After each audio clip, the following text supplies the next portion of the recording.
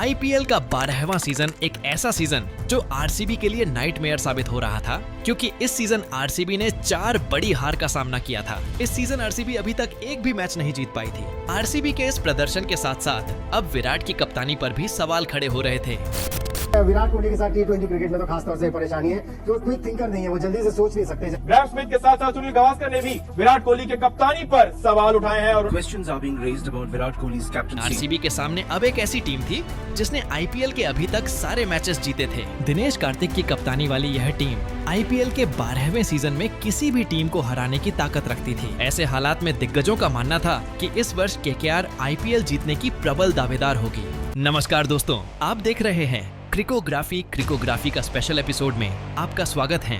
कहानी है Andre Russell के आतंक की। साल 2019 चीना स्वामी का मैदान विराट के सामने दिनेश कार्तिक। दोनों टीमों के कप्तान टॉस के लिए आते हैं। टॉस केकेआर के कप्तान कार्तिक के पक्ष में गया और टॉस जीतकर केकेआर के कप्तान ने पहले गेंदबाजी करने का निर्णय लिया। टॉस हारकर पहले बल्लेबाजी करते हुए आरसीबी ने महज 120 गेंदों में 205 रन बना डाले। आरसीबी को इस मुकाम तक पहुंचाने के लिए आरसीबी के कप्तान विराट कोहली ने महज 49 गेंदों में 84 रनों की ताबड़तोड़ पारी खेली। वहीं आरसीबी की शान एबी डिविलियर्स ने केकेआर के गेंदबाजों से महज 32 गेंदों में 63 रनों की लगान वसूल ली। मार्कस स्टोनिस ने महज 13 गेंदों में 28 रनों की ताबड़तोड़ पारी खेली। केकेआर को यह मैच जीतने के लिए अब 120 गेंदों में 206 रन बनाने थे। आरसीबी इस टूर्नामेंट में जीवित रहना चाहती थी और आरसीबी को जीवित रहने के लिए जरूरी था यह मैच जीतना। केकेआर की पारी की शुरुआत कर रहे थे क्रिस लिन और सुनील नारायण। पहले ही ओवर में आरसीबी अपना शिकार बना लिया।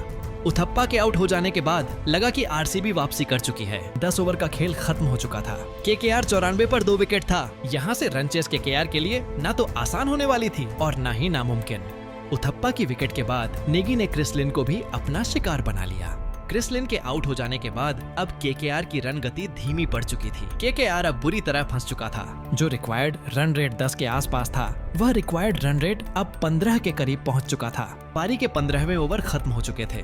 केकेआर के खाते में 134 रन थे और लक्ष्य केकेआर से बहुत दूर था। 16वें ओवर में नीतीश राणा ने शानदार बल्लेबाजी की, लेकिन 34 के स्कोर पर चहल ने उन्हें अपना शिकार बना लिया। अगले ओवर में दिनेश कार्तिक ने भी घुटने टेक दिए। अब यह लक्ष्य केकेआर के लिए असंभव लग रहा था, क्योंकि रिक्वायर्ड रन रेट अब 18 के करीब पहुंच चुका था। केकेआर अपने महत्वपूर्ण 5 विकेट खो चुकी थी, लेकिन केकेआर के लिए मैदान में था केकेआर की शान, केकेआर की जान, द लीजेंड्स आंद्रे रसेल। अब केकेआर के सामने 18 गेंदों में 53 रनों की चुनौती थी और उस चुनौती को स्वीकार कर रहा था केकेआर का इकलौता बल्लेबाज आंद्रे रसेल।